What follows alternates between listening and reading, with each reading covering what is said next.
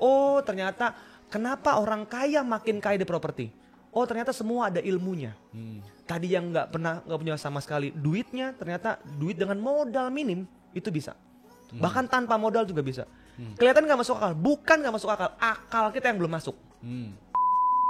Di tempat notaris ada yang minta 1,7, 1,5, ya kan? Ada yang minta 1,5, 1,2. Sebenarnya berapa harganya? 50.000, jelas? Keren tuh, keren banget. Wah. Ini rahasia dagang banget ya. Waduh, saya gitu ya. Dalam dunia lelang gitu ya. Pembeli lelang dijamin negara dan dilindungi oleh undang-undang. Pertama itu. Jadi kita nggak usah khawatir takut digugat. Itu konsep pertama. Jadi jauh lebih aman kalau kita beli aset lelang. Kenapa? Karena sertifikatnya udah pasti udah diverifikasi.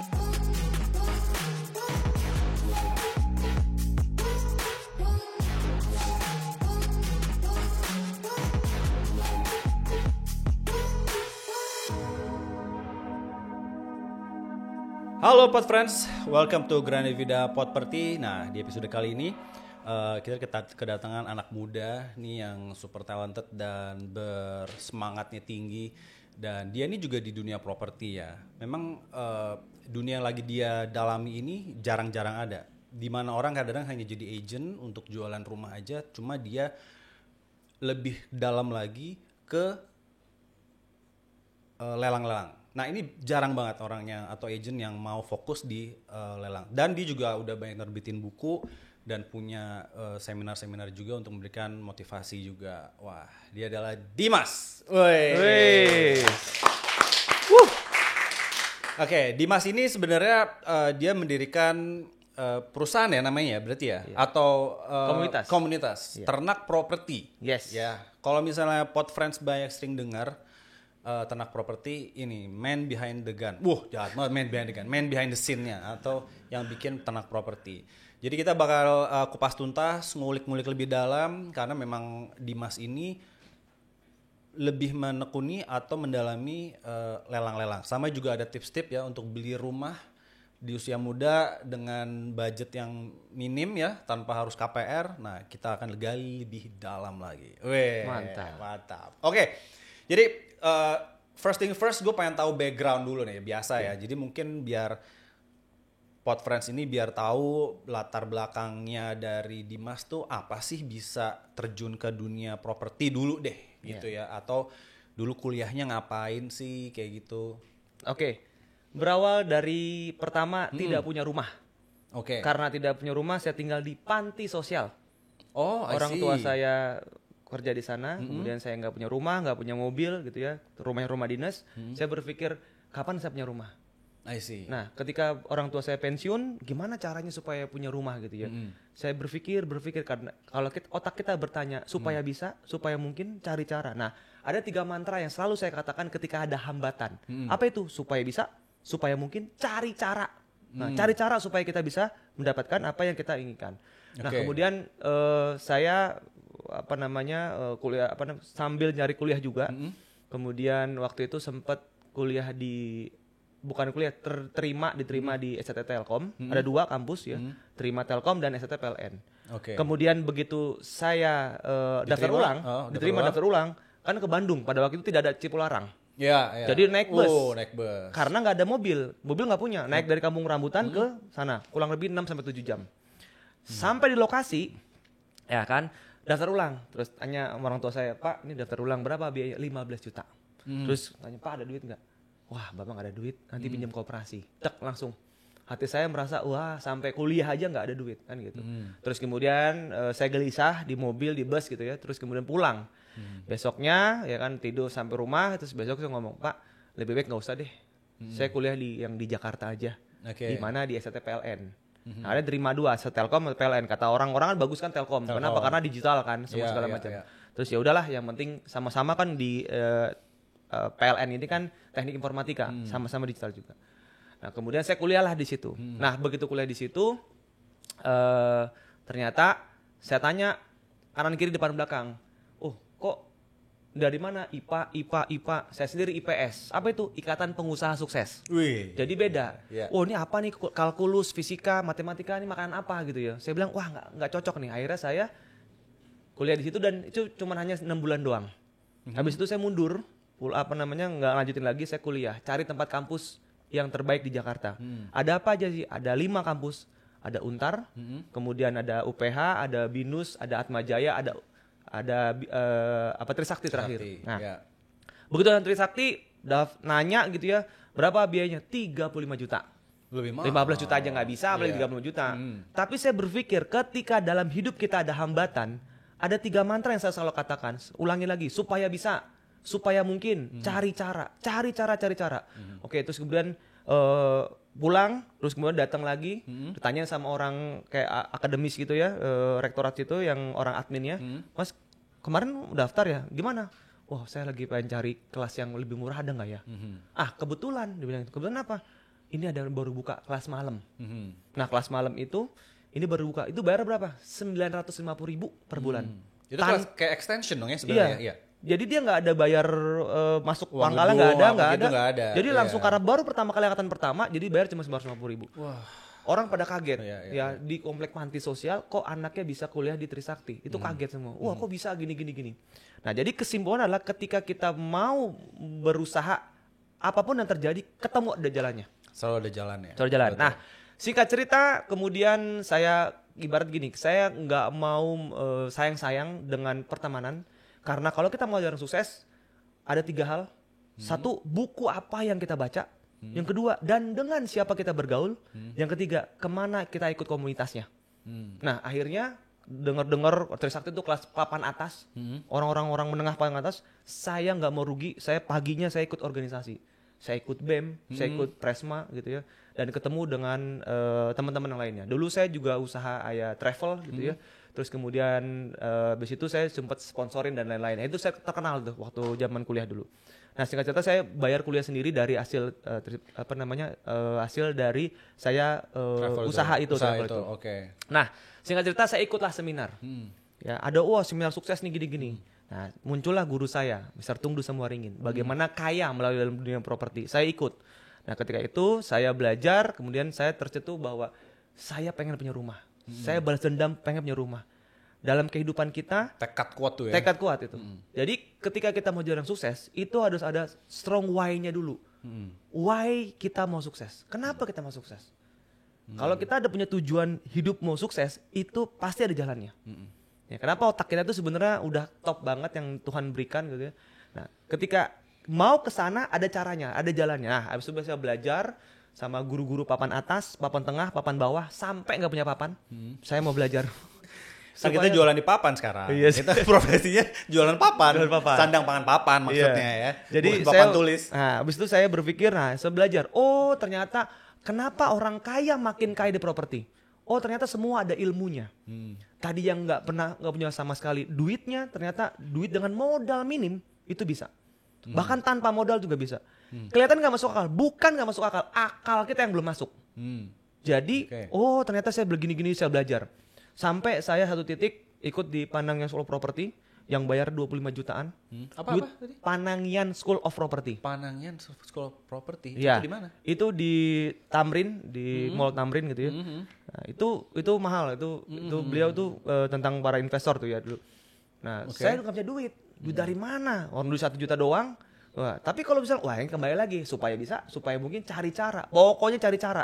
Saya pinjam lah sama orang supaya mau belajar gitu ya. Nih gini akhirnya dipinjemin. Ketika saya dipinjemin, ketemu dengan orang-orang papan atas. Dari mana Pak? Agung Sedayu Group. Dari mana Pak? Toto. Dari mana Pak? Ini. Jadi ketika kita ikut sekolah mahal, ternyata orang-orangnya juga mahal. Iya. Kenapa sih orang atau orang tua itu menyekolahkan anaknya yang kelas-kelas yang mahal? Karena dia biar supaya lingkungannya orang mahal. Nah, tapi banyak orang pengennya anaknya mahal, tapi dirinya sendiri dia nggak mau mahal. Dan dia nggak mau mau belajar gitu. Dia maunya cuman hanya ya udah pernah lah, udah ngerti lah gitu. Nah, dari situlah saya belajar, kemudian saya tercetus namanya ternak properti. Karena saya nggak punya rumah, nggak punya mobil, nggak punya itu segala. Saya kepingin dari 0 punya 1. Dari 1 pengen 2, 4 dan seterusnya. Itu filosofinya. Sehingga orang-orang yang nggak punya properti bisa punya properti tanpa harus pakai utang bank, tanpa harus pakai riba-ribaan. Nah, itulah saya memang sampai ke seluruh Indonesia saya ngajar, karena saya ibaratnya yang nggak mau syukur gitu ya. mau syukur nggak mau ya kebangetan. Karena saya bener-bener inisiatif banget gitu ya, sampai saya rela-rela. Kadang gini, ada nggak sih guru atau mentor sampai nyamperin? Lebih baik gini, biasanya tuh mentor yang nyamperin atau murid yang nyamperin mentor? Guru dong. Murid nyamperin mentor kan. Iya. Kalau saya justru malah datengin ke daerah-daerah. Kenapa? Karena supaya banyak orang yang terbantu. Bisnis properti atau kita punya properti nggak usah pakai utang-utangan. Sampai saya bener-bener gimana caranya? Wah, ayo, ini bisa. Oh, gini doang. Pernah dengar sulap-pesulap? Kayaknya hebat ya. Begini-begini. Begitu tahu caranya, ngomongnya gimana? Oh, Gitu. gini doang. Sama dalam dunia properti. Apa? Mahal propertinya. Nggak punya duit. Iya. Nggak mau kena utang. Masalah ini, masalah itu. Tapi ketika tahu ilmunya, oh gini doang. Makanya saya ngajarin bagaimana caranya berbisnis properti tanpa KPR, bagaimana pakai duit orang lain. Saya belajar dari guru saya, guru-guru saya tuh Pak Purdi Chandra. Botol, bodol, bobol. Apa itu? Berani optimis, bisnis orang lain, berani optimis, tenaga orang lain, berani optimis, duit orang lain. Jadi nggak ada modal tuh ya? Nggak ada modal. Jadi sebenarnya waktu lo terjun ke dunia properti, berarti kan tuh tahun 2012, ya 2013 lah. Berarti lo bergabung dulu dengan salah satu agent properti ternama. Iya. Tapi lo experience tentang propertinya dapat dari situ awalnya, ya kan? Iya. Dari situ pasti kan ada cikal bakal dong. Lo Iya. kenapa juga mau bikin ternak properti, mau Iya. masuk ke lelang, mau Iya. gimana akhirnya lo punya program-program ini dan Iya. lo tadi juga lo sempat bikin buku apa segala gitu. Yang mencetus lo, yang men-trigger lo selain kenapa lo mau suka di properti itu apa? Karena tadi. Oke. Apa? Satu, karena orang kaya makin kaya di properti. Hmm. Dan pola gini, kalau kita mau sukses, ikutin pola orang sukses. Oke. Pola orang sukses ternyata kebanyakan ujungnya di properti. Dan dalam dunia properti itu, apakah properti selalu naik? Enggak, belum tentu. Tapi ternyata properti, gini loh, apa bedanya penjudi dan pedagang properti? Kalau penjudi properti mengharapkan Tuhan naik ya tahun depan dari 10%, pertanyaan naik gak? Belum Enggak. tentu. Nah itu belum tentu. Tapi kalau pedagang properti, kita harga pasaran 1 miliar dibeli cuma 300 juta. 200 juta. Itu banyak Kak? Banyak. Dan saat ini gitu ya, saatnya untuk kita beli eksekusi properti. Kenapa? Karena banyak, bahkan 50% di bawah harga NJOP. Nilai jual objek pajak. Apa itu? Banyak orang nggak paham kan gitu. Nah nilai jual objek pajak di bawah harga pasar banget. Nah itulah saatnya. Pak, pertanyaannya tetap Pak, saya nggak punya duit gitu ya. Pakai modal orang lain. Bagaimana caranya? Nah, jangan saya dulu tuh ya beli satu properti itu cuma 5 juta rupiah. Wow, kok Gimana bisa? tuh? Ya, kita pakai eksekusi, pakai perjanjian. Nah, banyak orang nggak mengerti caranya pakai perjanjian seperti apa. Kemudian bahkan, Pak, kalau saya sendiri oke lah, member saya di Surabaya cuma 8 juta rupiah beli properti real. Ada fotonya, ada videonya, semua lengkap. Bahkan nih ada yang sampai 80 miliar. Dari yang nggak ngerti, tapi sekarang 80 miliar. Yang saya mentoring, saya bimbing itu setahun itu 7 sertifikat. Wah itu banyak lah kalau kita lihat testimoni Dimas Sinanto ternak properti di YouTube, itu bukan main, luar biasa. Nah itulah maksudnya, jadi bukan sekedar teori tapi praktekin. Dan saya bener-bener sungguh-sungguh ketika udah belajar sama saya harus cetak gol. Kalau nggak bisa cetak gol nggak bisa. Gitu. Jadi kamu harus cetak gol sampai bener-bener kamu Punya bisa. target. Punya target. Iya. Karena hidup Iya kalau dong. nggak ada target nggak bisa, nggak akan naik terus. Nah, Iya. di salah satu itulah saya jadi agen properti dulunya tahun 2012-13. Di salah satu terkenal lah gitu ya. Iya, iya. Dan saya belajar setahun 2 tahun. Jadi Pak, lebih baik gimana kalau kita jadi agen properti independen atau profesional? Menurut saya profesional. Betul, memang ada biaya bagi hasil sama kantor. Nggak usah khawatir. Anggaplah itu kita sebagai magang. Kalau kita mau jadi orang sukses, kita harus ikut dulu sama orang lain. Yang disebut namanya IO. Tahu IO? Ikut orang, jelas? Ikut orang dulu. Jadi ikut orang dulu. Jadi nggak usah khawatir. Kita rela berbagi. Jangan berpikir, wah enak ya kantor 50%, kita 50%. Dia yang capek, kita yang capek, gini. Nah dia cuma dapat 50%, wah enak banget. Enggak. Anda harus rela berbagi. Dan harus berpikir bahwa kalau kita masih muda, ikut orang lain dulu. Gitu, seperti itu. Ya jadi kan memang sebenarnya ilmu itu kan dengan lo bagi sharing dengan kantor, lo dapet ilmu. Ya lo bayar kayak bayar sekolah. Iya, kayak bayar sekolah lo dapat ilmu-ilmu tentang transaksi, tentang aturan-aturan Pajak, gimana cara bernegosiasi gitu kan. Terus ya ada training-trainingnya sekarang kan, dan sekarang juga berkembang banget kan. Dunia pemasaran properti juga kan udah mulai pakai digital, era digital, Instagram, media sosial, konten-konten. Iya. Nah itulah sebenarnya juga yang ilmu yang mahal yang harus dibayar sebenarnya. Betul. Lo belum tentu ada sekolah yang khusus untuk properti digital gitu kan, nggak ada. Lo harus gabung dulu di salah satu kantor itu, mungkin dia ada programnya, nah baru ya kan. Baru belajar. Iya baru belajar. Toh masuknya kan lo nggak bayar. Betul. As a property agent kan itu juga nggak bayar. Cuma mungkin ya kita nggak digaji, tapi memang basically kita ada sharing profit. Yes. Ya sebenarnya kayak gitu. Dan aja. sebetulnya dalam dunia properti itu banyak bidangnya. Ada developer, ada agen properti, ada kontraktor, ada interior. Semua bagus kok, bagus. Termasuk agen properti bagus kok, bagus. Kenapa? Tanpa modal. Justru menurut saya agen properti itu keren banget. Jadi kalau yang belum ikut agen properti langsung aja masuk ke Grafida, oke? Sip? Oke. Langsung betul. gitu, Grafida. masuk. Gitu. Yes. Iya, harus kayak gitu. Jadi langsung daftar aja teman-teman. Udah pokoknya dari mana ternak properti daftarnya di sini. Gitu ya. Masuk gitu ya, oke. Bakal collab nih kita ya nanti, iya kan? Iya. Nah, sekarang lo kan pasti main di Instagram juga, media sosial ya, untuk promosi, untuk awareness juga kan. Dan juga mungkin lo ada menyiarkan lah motivasi lo, terus pengalaman, terus trik-triknya, tips and triknya semua. Itu pertama kali lo lewat Instagram kah, atau langsung YouTube kah, atau ada TikTok juga kah, atau gimana? Memang yang lagi tren sebelum TikTok itu memang Instagram. Saya memang lebih kuat di Instagram daripada di TikTok daripada di YouTube. Nah, sebetulnya harusnya adalah tiga-tiganya atau bahkan lebih. Ada LinkedIn, ada Facebook dan lain-lain. Nah, kalau saya memang spesialis di Instagram, tapi di Instagram dan Facebook. Tapi semua by iklan gitu. Jadi biar cepat boosternya. Ada juga yang organik ya di Instagram aja konten, materi apa. Nah, yang paling bahas saya memang di bidang dunia pertanahan. Ya, pertanahan ini karena banyak banget yang mafia tanah. Bahkan nanti hari ini malam ini juga mau ketemu sama orang yang terkena mafia tanah. Gitu terkena korbannya berarti. Korbannya. Oke. Jadi ya banyak tantangan-tantangan itu yang udah pakai di pengadilan segala macam, dieksekusi dan lain-lain, ya itu pengen ngobrol sama saya. Nah, saya sampai bener-bener gimana caranya supaya orang tuh melek dengan sertifikat. Karena orang udahlah pakai jasa aja. Sebetulnya jauh lebih. Jasa apa maksudnya? Jaksa adalah. Jasa. Jasa untuk bikin sertifikat. Pertanyaannya bisa nggak dia sendiri? Bisa. Pertanyaannya apakah harus pakai notaris? Enggak. Sekali lagi saya katakan, tetapi ada item yang harus pakai notaris. Sendiri bisa nggak? Bisa. Enggak 100% sama notaris, ya. Tapi memang harus ada item pakai notaris. PPAT lebih tepatnya. PPAT, ya. iya. Nah, tapi kalau kita jalan sendiri bisa nggak? Bisa. Datang ke BPN langsung.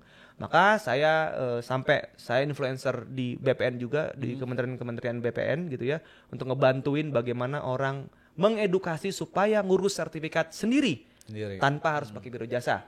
Ya, lebih cepat, lebih mudah, lebih murah. Bahkan banyak orang nggak paham bagaimana caranya pengecekan sertifikat. Nah, ini saya akan bongkar juga gitu ya. Ternyata ada yang namanya SKPT, ada namanya pengecekan sertifikat di tempat notaris. Ada yang minta 1,7, 1,5, ya kan? Ada yang minta 1,5, 1,2. Sebenarnya berapa harganya? 50.000, jelas? Keren tuh, keren banget. Wah. Ini rahasia dagang banget ya. Waduh, saya kayaknya gitu kita mesti bikin biro jasa itu nah, kayaknya ya. Iya, Sekalian pengurusan sertifikat bikin ya. Ayo gitu jalan sendiri 50.000. Nah, ini jadi ini yang boleh viral di mana-mana. Kerjasama kali ya, terus lebih sertifikat. Iya, gitu. nah ini langsung ya. Kerjasama sama lo Dim. Iya kan. Bro, gue ada kliennya yang mau bikin ya, udahlah. Iya kan. Itu udah bagiannya lagi. Tetap makanya teman-teman pengacara, kemudian lawyer, arsitek, kemudian notaris itu pada kerjasama dengan kita. Karena apa? Karena dia member. Ketika member udah gak usah jauh-jauh. Oh maaf Pak, Ibu apa? Notaris, udah nih saya kasih project.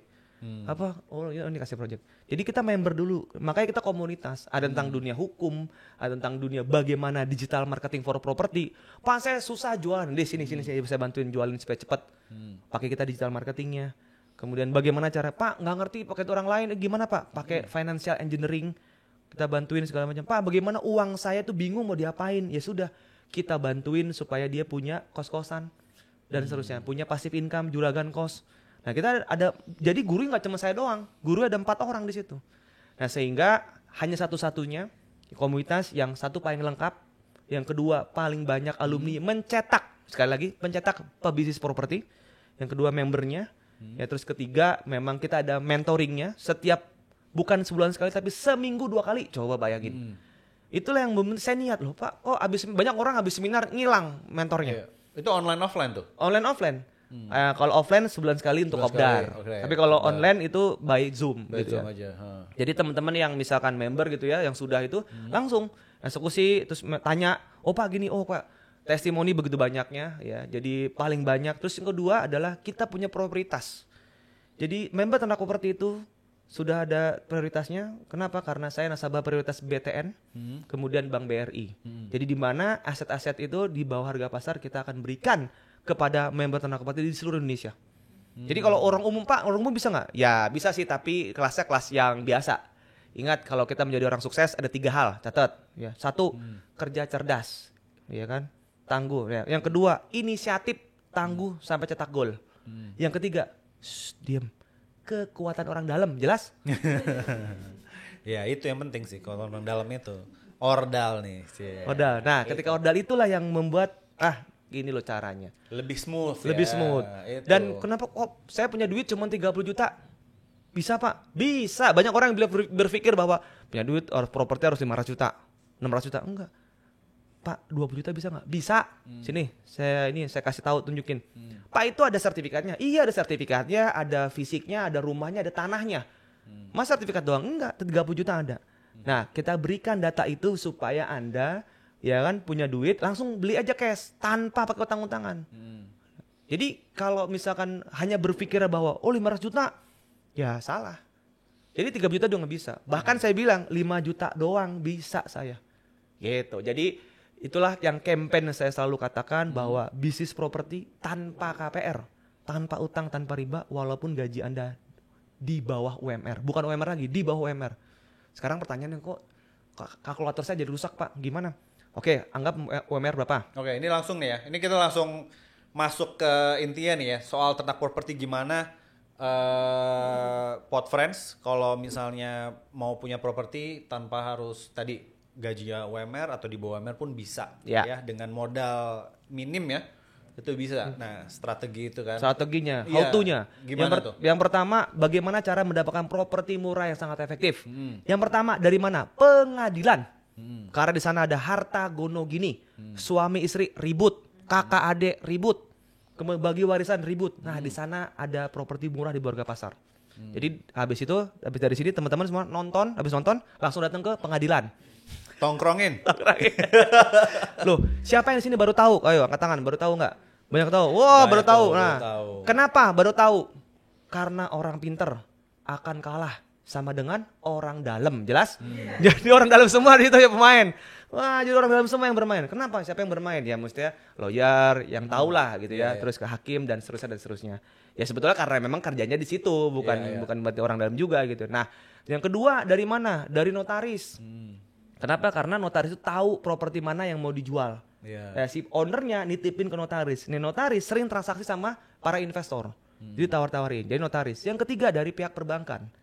Bank-bank rate macet, nah itu spesialis kita. Yang keempat dari balai lelang, ya. Yang kelima dari mana? Satpam komplek.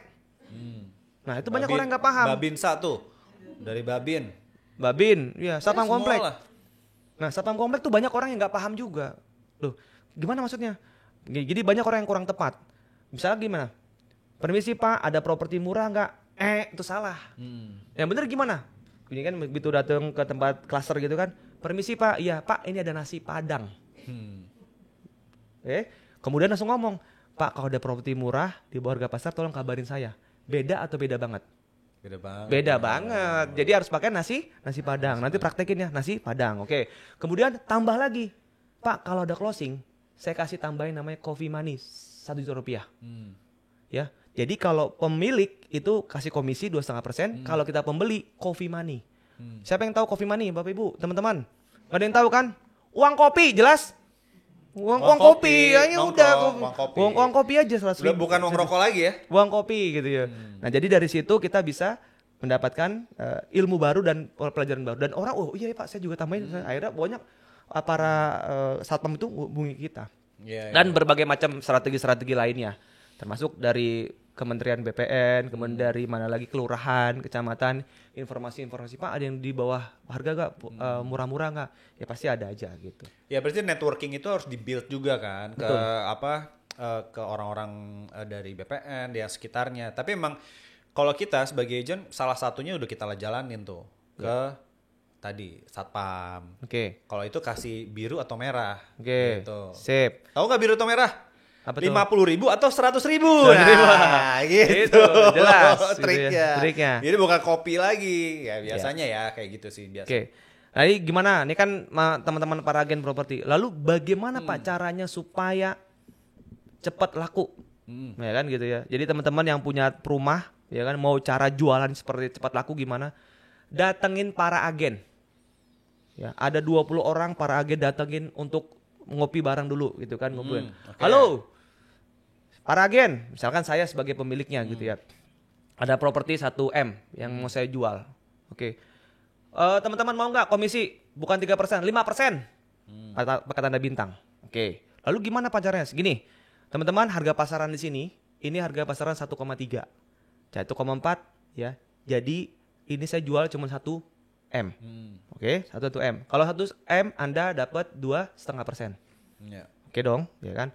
Oke, terus kemudian mau nggak dapat 3% atau 4% misalkan? Mau, ya udah, gini caranya. Anda harus kasih duit ke kami 1 juta rupiah. Loh, kok gitu Pak? Iya. Kalau agen properti, nah ini teman-teman nih, agen properti tidak kasih uang keseriusan, dia nggak akan fokus. Solusinya dengan cara kasih uang seriusan. Sini 1 juta rupiah ke saya, ya. Plus Anda dapat 4% kalau closing. Oh, terus 1 juta tadi balikin? Enggak. Oke. Plus kalau closing, Anda saya 1 juta dibalikin. Saya ulangin ya, sorry ya, saya 1 juta terus balikin. Plus saya tambahin 1 juta lagi. Oke. Jadi double. Tapi kalau dalam waktu 3 bulan, Anda nggak hangus. Itu strateginya. Kenapa? Karena kalau orang nggak ngasih duit, nggak komitmen. Nggak ada komitmen. Kenapa? Karena agen properti itu ibaratnya satu orang doang, tidak satu properti doang, tapi banyak properti.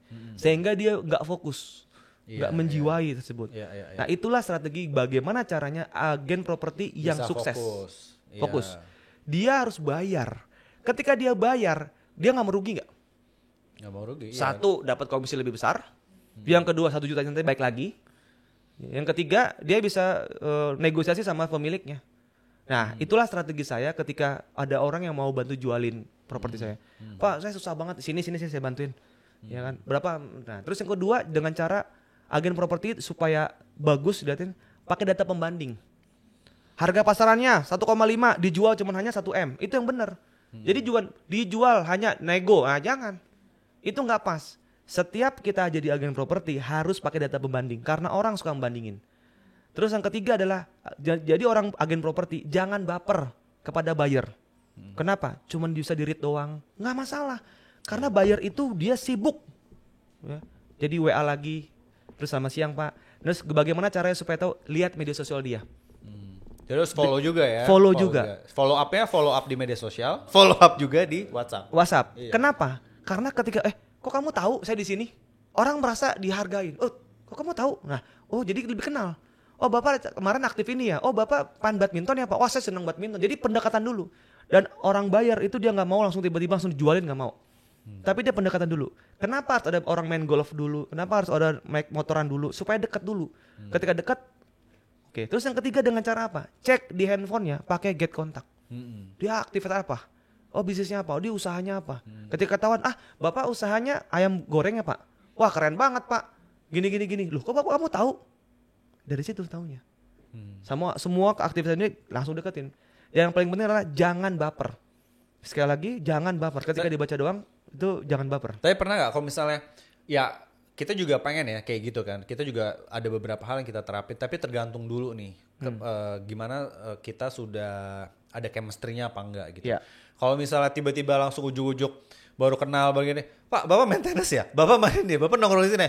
Ini apa, stalker atau apa lagi kan itu kan. Jadi memang itu caranya benar, pendekatan itu. Cuma kayak menurut gue sih harus ada chemistry dulu lah. Kita udah pernah ketemu, ngobrol. Nah, misalnya mungkin udah showing juga 1-2 rumah, baru nih misalnya nanya-nanya, Baru kita Pak, Bapak main ini juga ya, Bapak nah itu mungkin enak ya, Iya. entry masuknya lebih Boleh, attach gitu. boleh. Jadi ya kalau misalkan baru pertama kali tetap kita membangun engage benar, ulang lagi dan seterusnya. Terus kedua, lihat media sosial dia. Pak, izin saya follow ya Pak Instagram Bapak. Nah, gitu boleh. Betul. Saya izin ya Pak follow Instagram Bapak. Kayaknya saya juga tertarik nih sama Bapak ngelihatnya. Wah, keren banget. Ingat dinaikin. Wah, keren banget Bapak usahanya ini. Saya juga pengen ikut Pak. Saya pengen belajar. Saya pengen belajar seperti Bapak. Terus yang kedua adalah bantu kepentingannya dia tanpa hitungan. Pak, Bapak bisnisnya ini Pak. Boleh saya bantu Pak? Bapak usahanya ayam bakar, boleh saya bantu Pak ayam bakar ini? Karena saya punya rekanan juga Pak yang dia lagi butuh makanan. Nah ketika kita ngelihat bantu kepentingannya dia akan merasa, keren banget ini dibantu kepentingannya. Makanya orang kaya makin kaya itu karena kita bantu kepentingan orang sukses tanpa hitungan. Seperti itu. Ketika kita dibantu orang sukses tanpa hitungan, orang kaya pasti akan sungkan untuk nggak bantu kita. Gitu ya. Maka ketika kita menjadi seorang agent properti, tambah lagi untuk apa? Kasih makanan dia, kasih kue, kasih roti, kasih apa? Ketika kita lagi survei bareng sama dia, Pak, ini Pak ada kue, ada roti. Tapi pertemuan yang kedua, pertemuan pertama jangan dulu, karena pertama itu orang masih akan ngeliat nih siapa sih, ini siapa kan gitu. Iya. Pertemuan kedua, ketiga baru kirim makanan. Walaupun makanan itu juga nggak mahal, tapi ketika dikasih orang akan merasa sungkan. Ya kita juga jangan berpikir bahwa nanti gak enak Pak, nanti sangkanya gini. Enggak usah berpikir gitu. Atau buah kayak, Pak saya tadi dari buah Pak, ini saya sekalian mau Bapak. Loh kamu repot-repot, gak apa-apa, no problem. Itu cara negosiasi yang bener-bener yang selalu dikatakan orang-orang sukses. Makanya lihat orang-orang para influencer kayak misalkan Atta Lintar sama si siapa Juragan 99 kirimin motor, kirimin apa, handphone gini. Itu cara untuk negosiasi pendekatan. Nah, makanya orang kaya mau bergaul sama orang kaya. Kenapa sih orang kaya ya paling males bergaul sama orang miskin? Mentalnya gitu ya, pola pikirnya. Kenapa? Karena ada 4 hal. Satu, orang kaya paling males sama orang miskin karena satu, suka minta pinjaman. Pinjam duit dong Pak. Yang kedua, minta sumbangan. Sumbangan duit. Yang ketiga, minta kerjaan dong Pak. Yang keempat, lebih parah lagi. Sumbangan, pinjaman, kerjaan semua diambil semua. Maka solusi dengan cara apa kalau kita mau mendekat sama orang kaya? I will help you. Bantu dulu kepentingan orang sukses tanpa hitungan. Ketika kita bantu tanpa hitungan, orang lain pasti akan balik lagi bantu kita. Sampai sini jelas. Jadi saking saya banyak ngomong gitu ya, jadi segala macam. Minum boleh loh. Boleh juga boleh. Langsung loh. Sorry nih podcastnya jadi ini saya seminar saya. Makanya saya seminar tuh dari pagi sampai sore itu saya ngomong no problem. Rock and roll gitu ya. Jadi saya dari ya mungkin teman-teman yang liatin Instagram saya itu ya, wah tiba-tiba udah sampai di Makassar di mana karena saya dendam positif. Karena saya dulu tinggal di panti sosial 3x3 tidurnya. Gak punya rumah, gak punya mobil. Tapi saya bilang supaya mungkin cari cara. Ketika cari cara ketemu 2 caranya. Tapi kalau kita enggak lah, udah Tuhan lah takdirin saya udah miskin ya begini miskin aja. Karena kita dilahirkan miskin bukan salah orang tua kita. Tapi kalau kita sudah besar ini masih dalam keadaan miskin, jelas itu salah kita sendiri. Teret. Nah kalau misalnya lo ada pengalaman dong, berarti kalau misalnya kita ketemu nih, karena ketemu klien yang halu-halu gitu ya. Halu ya. Nah mendeteksi ya kita based on pengalaman sih, memang udah ketemu nih yang halu, akhirnya kita tinggalin. Nah kalau lo ada nggak experience itu, atau lo ngasih tips buat member lo gitu atau teman-teman agent yang lain tuh kalau lo ketemu halu atau itu tuh kayak gimana gitu? Halu tuh maksudnya bayar. Bayar cuma kan, hanya PHP iya, doang. Bayar PHP doang, atau yang sok-sok nanya mau ini tergoda, atau dia udah ngasih penawaran tiba-tiba ngilang. Potong kompas gitu. Ya gitu kan. Yang pertama adalah memang sebagai kita udah jelas harus ada bahasanya apa ya? Udah ada untung rugi. Kalau berarti kalau ini apa sih resikonya sebagai orang agen properti? Apa itu? Ya satu tadi di PHP-in, ya kan? Terus kemudian ngilang, nggak ada kabar, ya kan? Terus kemudian kabur gitu. Itu udah satu kesatuan, ibarat satu paket. Ya. Makanannya sekali lagi. Itu jangan baper. Dan itu semua sama, maupun mau ibu yang terkenal, Bu Lisa Kencoro, semua sama. Jadi itu. Jadi solusi dengan cara apa? Bu izin. Ibu juga sibuk, saya juga ngerti saya sibuk Bu. Kalau ibu berminat, oke. Kalau enggak ya saya enggak lagi Bu ya, gitu. Nah jadi kalau memang dia bener enggak, ibu ngomong Bu enggak, gitu. Saya juga jadi enggak gangguin ibu. Enggak menunggu ya. Jadi saya izin, kasih statement. Saya tahu Bu, Ibu Keputusan sukses, yes terus or sudah no sibuk gitu. segala macam. Bu, kalau memang Ibu enggak, saya cari tawarin yang lain ya. Nah, satu. Yang kedua, orang kaya itu dia selalu ngetes kita. Tangguh atau tidak. Maksud tangguh apa tidak tuh kalau kita nawarin dia terus, berarti tandanya lu kamu fokus di situ. Terus kita tinggal ngomong, Bu, kalau ini saya kalau ini aset Tawarin ke orang lain, lain, sayang ini nih. sayang Bu. Kalau saya sendiri saya pasti akan beli. Jadi ini sangat-sangat bagus untuk kita ini kan. Nah, agen properti itu harus kita kasih edukasi. Kenapa? Nah, gini, cara apa yang disenangi sama buyer? Satu, data. Wajib data. Data apa? Data pembanding. Harga pasaran ini. Yang kedua, future development.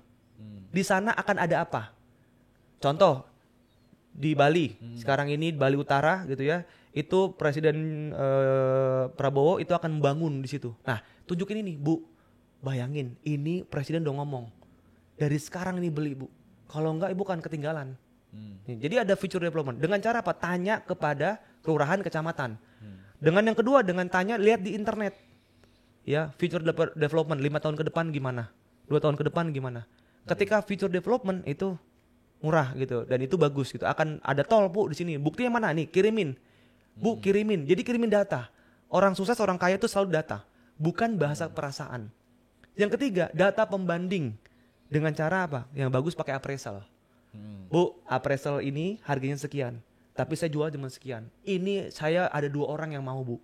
Tapi saya melihat Ibu kayaknya lebih bagus, saya ke Ibu aja. Gitu. Dan ini saya yakin bisa. Dan mungkin, nah gini, kalau misalkan dana Ibu kurang, mungkin saya bisa bantu Bu untuk ke teman sama Ibu partner bareng. Oke. Jadi itu ada ilmu baru lagi tuh, partner bareng. Jadi nggak cuma sendiri Bu, tapi ini bagus. Bayangin Bu, 3 bulan lagi saya bantu jualin aja. Atau 6 bulan lagi saya bantu jualin sini Bu. Ibu dapat untung. Misalkan Ibu beli 1 miliar, ya kan, nanti saya bantu jualin 1,5 miliar Bu. Sertifikat Ibu yang pegang. Semua segala macam Ibu yang pegang. Saya cuma hanya bantu jualin aja. Saya jualin ke sini. Seperti itu. Itu cara strategi untuk jualannya. Nah, oke. Oke, sekarang kalau balik lagi lo bermain tadi kan ada suka lelang-lelang ya, terus Iya. mention soal lelang ya. Iya. Nah, salah satu trik untuk beli rumah murah, ya rumah yang sedang dilelang, Iya. tadi lo bilang, atau rumah yang ya dari Gonogini akhirnya nggak ketemu, akhirnya dia harus jual cepat. Iya. Ya itu kan salah satunya kan. Iya. Sama memang ya rumah orang lagi BU kan. Iya. Nah, salah satunya itu. Iya. Nah, khusus untuk lelang, Iya.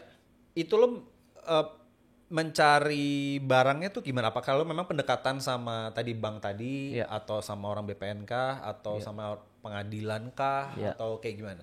Ya memang kalau memang kita udah spesialis di bidang dunia lelang itu harus semuanya. Jadi nggak cuma satu di bank doang, enggak. Tapi ada balai lelang juga, kemudian ada bank juga, ada pengadilan juga, ada KPKN, ada PPN dan seterusnya, semuanya gitu. Jadi yang paling simpel memang di bank. Jadi kita bisa datang ke bank gitu ya, bilang bahwa kita memang sebagai investor, kita beli gitu ya. Nanti akan kita beli asetnya, kita renovasi, kita jual lagi. Jadi seperti itu. Jadi tetapi orang bank itu akan melihat kamu siapa gitu bahasanya kan. Oke. Dalam arti ya kalau orang umum yang nggak ada benderanya gitu. Jadi ada banyak orang yang cuma datang-datengin aja, ya Anda dikasih data mentah atau data yang udah yang harga pasaran, bukan di bawah harga komunitas. Nah, di harga komunitas inilah yang kita diberikan di bawah harga pasar. Bahkan ada namanya CESI. Apa tuh CESI itu piutang. Nah, kita itu diberikan itu. Jadi sehingga bahkan pertanyaan gini, Pak, kita lelang di bawah harga pokok bisa nggak? Bisa. Nah itu tergantung lagi, kembali lagi tempat orang dalam lagi. Nah Jadi, itu sepengalaman gue memang nggak terlalu personally, gue belum memahami banget soal transaksi lelang karena ya dari banyak cerita dan gue tau prosesnya itu ribet, layernya juga banyak banget gitu kan. Terus lo pas itu masuk lelang pun lo belum tentu menang juga. Kalau misalnya gue bawa investor kayak gitu loh. Nah itu cara bisa mungkin step by stepnya ya, mungkin buat Podfriends yang belum tahu, mungkin ada yang tertarik mau jadi investor di lelang atau teman-teman agent yang mau mendalami di dunia lelang, lo boleh tahu cerita nggak sih step by stepnya untuk bisa lo dapetin produk atau unit itu atau bisa menangin lelang itu gitu misalnya. Sebetulnya kalau kita mau sebenarnya investasi yang terbaik tuh investasi apa sih? Apakah saham? Apakah mobil ataukah bahkan properti? Bukan. Investasi terbaik adalah investasi leher ke atas. Apa tuh? Ilmu dulu. Ilmu dulu, belajar sama orang-orang yang sudah jago di bidangnya. Oke, sudah belajar. Maka apa yang harus dilakukan? Kita belajar, kita praktek. Kita belajar, kita praktek. Dengan cara jatuh dan terjun ke situ. Pertanyaannya apakah saya nggak pernah gagal? Ya pernah juga. Apakah saya pernah nggak kalah? Ya pernah juga kalah tentang dunia lelang. Tapi tetap ya, tekunin terus gitu, ditekunin terus. Nah, lalu dengan cara apa? Datang, kemudian praktekan, ada masalah, lapor progres. Maka di tempat kita itu ada namanya tempat mentoring, di mana ketika para member-member Ternak Properti, ya itu ada kelas mentoringnya itu gratis, nggak perlu bayar lagi, karena udah fasilitas kita, ya. Bahkan saya kasih garansi sampai pecah telur. Nah, jadi kalau nggak pecah telur, ulangin lagi sampai pecah telur. Sehingga itu yang membuat saya values itu. Ada orang habis seminar ngilang, kabur mentornya. Wah, nggak ada sibuk, susah di WA segala macam. Kenapa? Karena dia jual seminar, bukan jual manfaat. Kalau kita jual manfaat sampai kamu pecah telur, gitu loh. Nggak pecah telur, ulangin lagi sampai pecah telur. Nah itulah yang karena seminar kan cuma hanya beberapa jam lah. Paling top-nya cuma 8 jam. Kalau saya terus di-mentoring selama 3 bulan, 6 bulan, bahkan ada yang 1 tahun. Nah setahun ini saya mentoring dapat 7 sertifikat. Nah itu di Surabaya. Dan dari tahun 2021 sampai 2024, 80 miliar. Coba bayangin, itu di Bali. Ada videonya, ada mukanya, ada segala macam, testimoninya real, deal. Nah itu maksud saya, itu bisa dipelajarin. Karena kalau kita tahu caranya. Sama aja kalau kita nonton sulap. Kok bisa sih begitu ya, caranya begini-gini. Tapi pas begitu tahu caranya, oh gitu doang. Nah itu selesai. Nah jadi jawabannya seperti itu. Nah kita tuh kadang-kadang suka, gue sih personally ya, kadang suka dikasih info nih, ini ada barang lelang nih, gitu. Ini ada barang lelang. Gue ada beberapa kenalan juga di bank ini. Bim nih gue ada barang lelang nih, sebetulnya udah minat kan. Nah kadang-kadang untuk reach ke pembeli tuh memang adalah yang memang investor di situ. Tapi karena memang kita mostly end user, kebanyakan end user, bukan investor yang itu gitu loh. Kita ya gue udah kebayang ribetnya aja sih ya. Jadi makanya gue belum mau terjun masuk ke dunia lelang tuh seperti itu. Padahal sebenarnya kalau kita bisa dapat menarik. Dan gue juga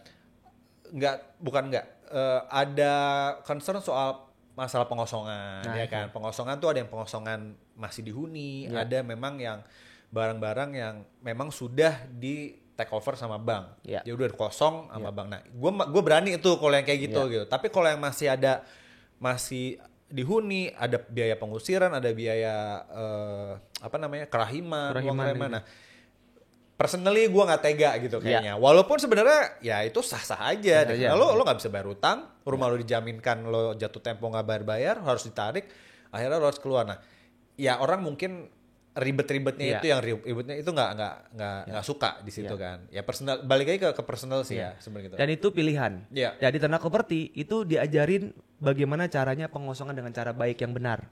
Dan kalau misalkan orang yang nggak ridho, lebih baik next. Dan saya tidak mengajarkan kalau memang dia nggak ridho terus gas terus, enggak. Saya nggak mengajarkan itu. Jadi saya ilmu putih, bukan ilmu hitam yang sampai bener-bener sampai dan lain-lain lah, sampai pengosongan bawa preman dan lain-lain. Itu tidak diajarkan di kami. Kenapa? Karena saya mengajarkan bahwa kalau memang buat apa kita kaya tapi orang lain gak ridho, lebih baik harus ridho tapi nggak pakai Roma. Kira udah sulap-sulap dia harus jadi pesulap merah nih. Jadi intinya saya ngajarin. Nah, Pak bagaimana? Pernah nggak ikut eksekusi? Ya pernah, ada kok. Jadi pengalaman-pengalaman eksekusi dan alumni yang Pak terima kasih ya sudah dibantuin, jadi aset saya sudah baik lagi, segala macam udah banyak gitu. Jadi yang belum ikut seminar, belum ikut komunitas, let's go gitu ya, cari cara gitu.